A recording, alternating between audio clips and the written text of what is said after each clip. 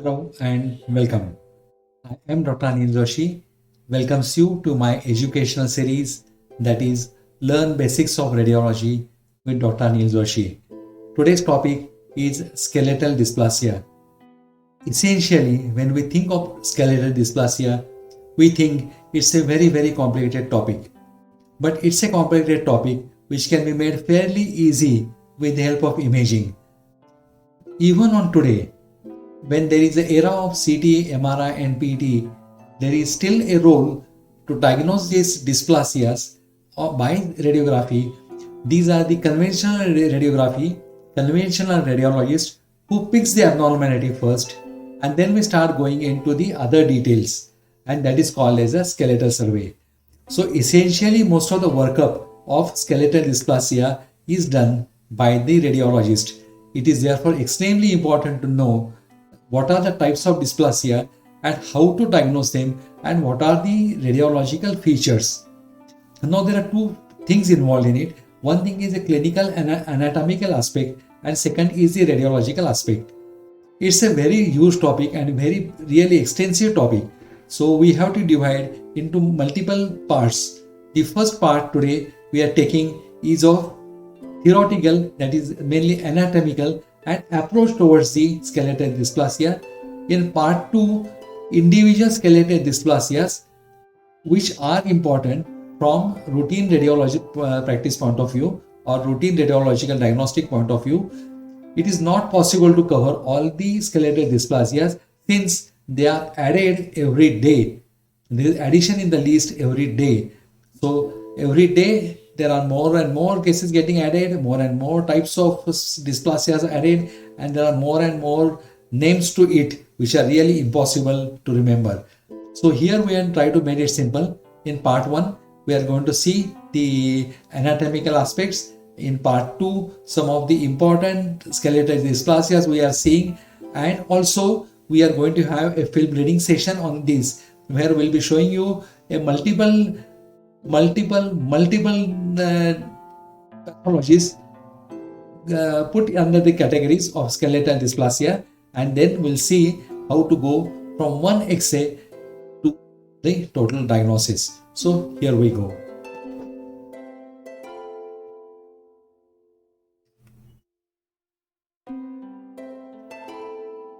Skeletal dysplasia is a big topic as I told you. There are a lot of theoretical aspects and most of them are already described since it is going on since long time. It is really difficult to put some originalities in it. As far as possible, the illustrations, the radiographs are our own. However, the descriptive things, certain transparencies, slides or certain material we have borrowed from the net, which is royalty free. We acknowledge with thanks to those from whom this material has come, though we do not know the origin, since it is in our departmental lecture series since long time.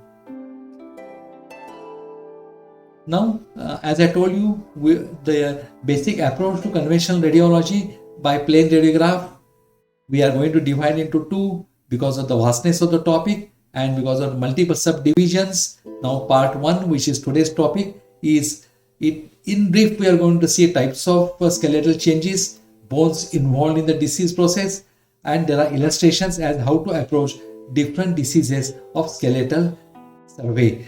How the skeletal survey plays an important role in diagnosis of skeletal dysplasias. It's really a wonderful thing. A small X-ray, a routine X-ray taken in a department, at the end of the day, by doing a skeletal survey, how you can really come close to many of the difficult diagnoses. It's just a wonderful thing. And there is still role for conventional radiologies and X-rays because of all these things. Now let us go to the introduction. Skeletal dysplasia are a heterogeneous group of conditions associated with various abnormalities of skeleton. These conditions are caused by widespread distribution of bone growth. Now, manifestation can be detected from the early developmental stages and continue maldevelopment and evaluation throughout the life.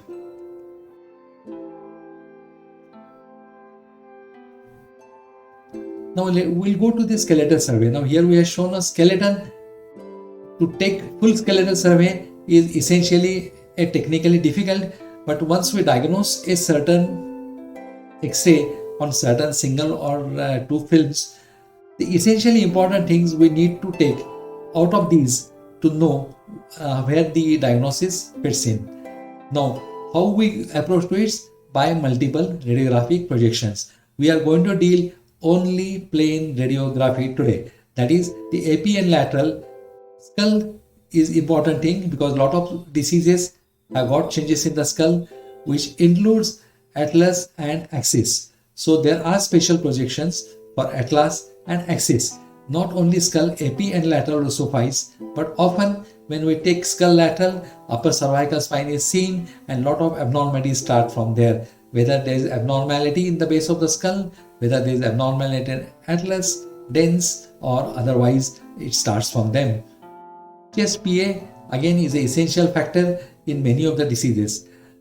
In lot of time in small children or in infants, we combine chest with abdomen.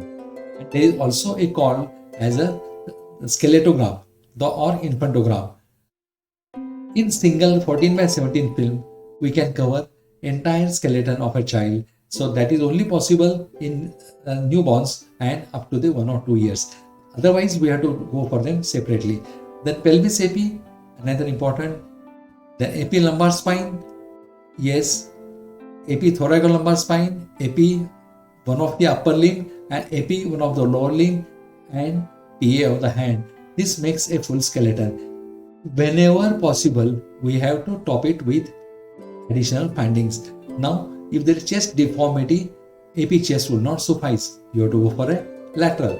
If you are finding there is abnormality of rib, then you will have to go for oblique. Then as far as pelvis is concerned, fine. Pelvis with both hip is of gold standard. There is not much required as far as hip joint lateral are concerned in most of the cases. Then lumbar spine always need lateral. AP lumbar spine will not suffice. So lumbar spine AP required lateral or sometime rarely we need obliques also. Then thoracolumbar spine and lumbar spine. Nowadays, because of the large cassettes of 14 and 17 size, it's getting easier for us to go for a spine in just 2 or 3 films. Then is the upper limb. Upper limb we can always for AP and lateral. There is not much difficulty. Lower limb also no. And usually AP is most important because it includes wrist, it includes elbow, and skeletal dysplasia is concerned. We rarely need oblique or laterals. AP is essentially a part of all skeletal dysplasia workup as far as hand and wrist is concerned up to elbow. Then what is the role of skeletal survey? It is for evaluation of short statures, that is dwarfism, then diagnosis of endocrine and metabolic disorders in correlation with biochemical investigations, and it's a gold standard, as I told you, for the evaluation of various skeletal dysplasias. What we look into it? What we look into it is anatomical location, then constituency of bones, then complications which include subluxations, which include fractures, multiple fractures, and unfortunately, especially in neonates, whether the patient is live or not, is unfortunate to see it. What is seen in skeletal survey? First is the size of anything. Let it be lower extremity, let it be a upper extremity, let it be a thorax, let it be a cervical spine. Now we see whether it is short, whether it is long, whether it is large, whether it is broad, or it is hypoplastic. This is essentially we categorize a size. Then some is the something like total. That we at the end of day we calculate what are the diseases and what are the bones affected and which is the pattern in which the bones are affected. Now some it is too many, too few, or fused. So this is the sub-classification which is arbitrary. Then complications are again important because a lot of skeletal dysplasias has got complication in a very classical ways. Then healing is also in the classical ways, not only in the pathologies of fractures, but otherwise also. Then the fractures are important, as I told you, in osteogenesis imperfecta. This is also seen in sonographies nowadays when we are doing for the anomaly scans or otherwise. So this can be diagnosed multiple fractures in the extremities of osteogenesis imperfecta, atlantoaxial subluxations, as in mucopolysaccharidosis, that is MPS, what we usually call, and progressive scoliosis, idiopathic or otherwise, limb length discrepancies, as in epiphyseal stipplings, dysplasias, and epiphysealis. So there we see the limb length, which we are going to see in more detail in next slides. Then malignancy, for example, multiple cartilaginous exostosis and Maffucci syndrome.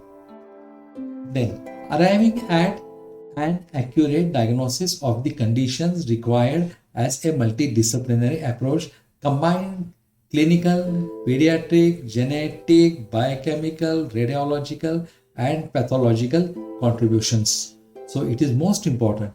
A diagnosis is not a single person's cup of tea. It has to be multiple contributions. In many cases of dwarfism, the radiological skeletal survey plays a vital role in arriving at an accurate diagnosis. So it is another glory of radiologists that there are certain dysplasias in which we can be really pinpoint and very accurate and don't need any other investigations. Now, analysis from skeletal survey are whether it is micromelia, then shortening of the extremities involving entire limb. Second is rhizomelia, that is shortening of extremities involving proximal segment. Then is mesomelia, that is shortening of extremities involving intermediate segments, and acromelia, and shortening of the extremities involving the distal segments. Here they are. First is the normal, where you are seeing normal proportion of all. This is all what we had described just now. For your reference, we'll go back. Micromelia, rhizomelia, mesomelia, acromelia are here shown one after another in a diagrammatic form for the better illustrations and understandings. Now, another important factor in the skeletal dysplasia is the structure, shape, size, sum, and soft tissues. Soft tissues also play an important role. Then what is the shape? Metaphysis, we have to see for flared. Flared metastasis is characteristic. Then epiphysis, we see stippled or cone-shaped epiphysis. Then platyspondyli, then hooked vertebral bodies as mucopolysaccharidosis, MPS. Then posterior scalloping of the vertebral bodies as seen in neurofibromatosis and achondroplasia. Then sloping acetabular roof as in mucopolysaccharidosis, that is MPS. And horizontal trident acetabular roof seen in achondroplasia. Then trident of the hands in achondroplasia. Now the word is interesting, trident. If you search on Google, you will get a lot of diagrams resembling it. It should have 3 edges. So that was a weapon, and there is some history for it which can be best seen on Google. We will not go into detail in all these things. Now, what are the other things we see is a bone density. We see whether increased bone density, decreased bone density, or bone density is unaffected. Also important. The exostosis and achondromas, then metaphyseal striations, that is osteopathia striata, and bone islands, for example, osteopyklosis. So these are the things which we must know before, because they are so characteristic. You see it once, you will always remember it. Now, what are the anatomical sites important? Yes, cleidocranial dysplasias, ischiopubic patella syndrome. Now, one diagnosis leads to another diagnosis. A classical example here is cleidocranial dysplasia. You see first a deformity in a denture. that is a dental structure, is seen by a dental surgeon who asks for OPG, and from OPG you land towards cleidocranial dysplasias. So that is how it goes. That is from one specialist to another specialist, from one bone to the another bone, and ultimately you go to a complete diagnosis. Then spondyloepimetaphyseal dysplasias, tarda or congenita, are the two types as far the age is concerned, and metaphyseal chondroplasias is another thing. Now the stature, let us come to a stature. It can be above average, it can be less than average. So first is less than average, that is dwarfism. Dwarfism is a condition resulting in shortening of the stature. Short stature is dwarfism. Many conditions can lead to dwarfism. Is not the only factor skeletal dysplasia. In addition to that, there are multiple factors including hereditary factors which result into the dwarfism. Many of the conditions involve a generalized abnormality of bone growth and developmental skeletal dysplasias, that is osteochondrodysplasias. Each word tells you the origin, each word tells you the pathology. More than 2000 skeletal dysplasias have been identified, and I was telling you by the time we are talking there will be some addition, and by the time you are hearing there will be till more increase in the list. So it is not possible to know all the detail. However, if we can diagnose that it is a dysplasia, I think major of them we should be able to diagnose, and we should be cover them accurately with the help of skeletal survey. We should know that particular pathology where it is best seen, and we should go for that radiographs. Of these, achondroplasia is the most common, affecting about 80% of the little people. So again it is 80%. So 20% can have something else then. If the thorax is mainly affected, following findings will help for further differential. Is the thorax extremely small? Then thanadophoric dysplasia. Then is the thorax long and narrow? Then it is Jones syndrome. Are the ribs extremely short? Then it is short rib polydactyly. And are fractures present? Then it is osteogenesis imperfecta type 2.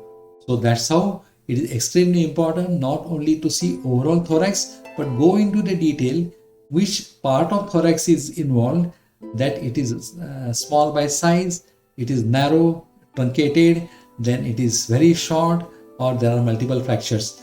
You see one, find out what is the pathology, go for the supporting evidences by the help of skeletal survey. Now, findings that will help for differentiation between only thorax involved. Now we are seeing the thorax involved. Question is whether only thorax or something else. Now let's go ahead of the thorax. Is there clavicular aplasia, hypoplasia, or partitioning? That is cleidocranial dysostosis. That's what I was telling you, that first the finding is by the dental surgeon, then you go to the another thing and you find that dysplasias are totally by name of cleidocranial dysplasias, but it is diagnosed by two people. Is the scapula normal or abnormal? Yes, scapula also plays a role. That is in camptomelic dysplasias. And are there any gaps between the ribs? If the ribs are having gaps, then it is Charcot-Levin syndrome. Then, if the spine is mainly affected, one should ask the following questions. You are finding a patient where spine is affected. You are taken the another skeletal survey, but you are seeing that only there is abnormality in spine. That can occur in, is the spine shortened because of missing parts? Then it is sacral agenesis. LS lateral usually show it. Not only LS lateral, this is becoming a part of prenatal, that is the anomaly scan on the ultrasound. It can be easily picked. So it is very important, sacral agenesis. Is there abnormal curvature of the spine? Yes, kyphosis, scoliosis, then you should go for that type of pathologies. When there are isolated pathologies of spine. Then is there shortening of the vertebral bodies? Lativasia? Then there are different differential diagnoses. Are all parts of spine equally affected? Yes, then you come to the achondrogenesis. The next question is lattice spondyli present? Then you go to tendinopharynx dysplasias. Is the spinal canal of normal width? Yes. Are they meningomyelocele present? Now all these things, looking at the spine, are easy to diagnose and then to find which are the associated anomalies. So that is how a wonder of skeletogram works. That you are seeing one segment, you are seeing one part, then you are coming to one group. That groups decode slowly into a good diagnosis of skeletal dysplasias only on the skeletal abnormalities or on the skeletogram. Now with this, we are coming to a small how to approach a skeletal dysplasia. Which are the abnormalities affecting limbs, which are the abnormalities affecting thorax, which are the abnormalities affecting only spine, what to see for in a skeletal survey. If you see any one abnormal bone, what are the abnormalities in it, and try to decode for the remaining. So this was a part 1 of the skeletal dysplasia. We have seen basic approach to the disorder. That is all theoretical. We have not seen any X-rays in it. In part 2, we will see individual disorders and how to diagnose them with the help of plain radiograph or with the help of skeletal survey. That we are going to see in part 2, which is going to be real radiological diagnosis and real radiological disease patterns. So with this, I thank you for giving me your valuable time. Please note, radiology is not a race, it's a process. Be a part of this process and enjoy the feast of knowledge. I am Dr. Anil Joshi, logging off till we meet in part 2, where we are seeing more of the radiological X-rays and how to approach to the diagnosis of dysplasias. Till then, take care, do best to the patients, and if you are finding any abnormality with any single X-ray, yes, you must take it to the end, whether it is a solo anomaly or it is a part of multiple bone disease. Thank you.